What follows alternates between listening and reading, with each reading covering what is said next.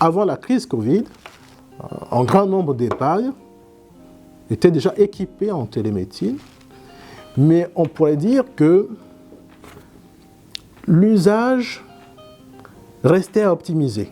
Premièrement, nous avons pu mettre en place très tôt une plateforme de soutien aux EHPAD.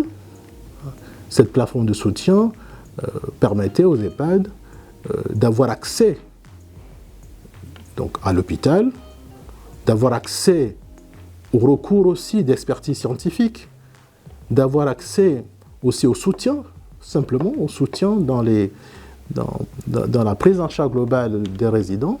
Donc cette plateforme, cette hotline gériatrique a été mise à disposition très tôt, dès le mois de mars 2020. Et on était les premiers en France à mettre en place ce type de dispositif qui progressivement a été développé dans quasiment tous les grands CHU de France.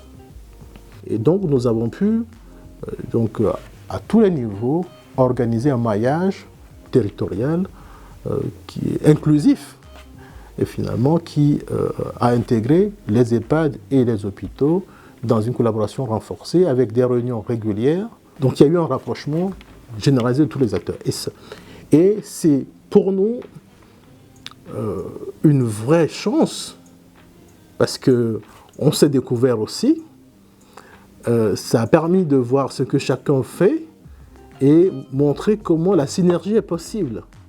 Et nous avons remporté beaucoup de victoires sur cette crise grâce à cette solidarité, grâce à cette façon de co-construire les dynamiques pour la Covid, pour la vaccination et aujourd'hui pour ce qu'on appelle un peu le post-Covid.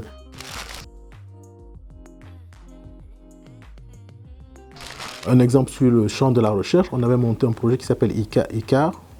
C'était avec le Grand, qui consiste à mettre en place de la télésurveillance à domicile.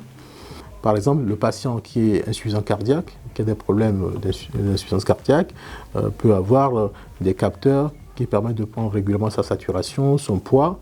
Il faut qu'on ait des signaux, même les signaux faibles, qu'on puisse les détecter. Et ces signaux, souvent, sont en amont de la maladie ou de la décompensation des maladies chroniques.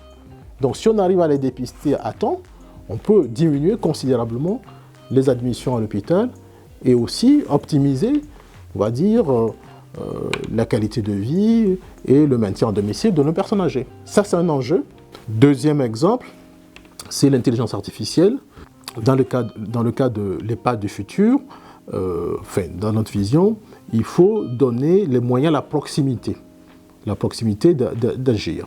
Par exemple, quand vous avez un patient ou un résident qui présente un problème de santé, parfois le médecin n'est pas sur place.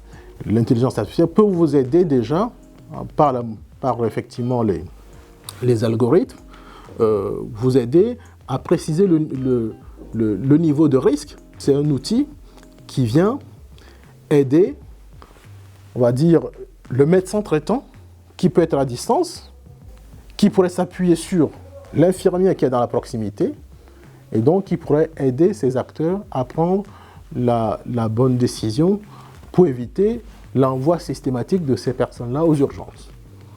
Et donc c'est un dispositif qu'on est en train de valider actuellement dans les EHPAD de Nouvelle-Aquitaine et projet qui est soutenu par la région de Nouvelle-Aquitaine et par le GIRC et l'ARS. C'est un défi pour notre société, ce qui est la place qu'on donne à nos âgés. Et ça passe par des programmes pour encourager, soutenir les soignants en EHPAD et rendre ces secteurs attractifs.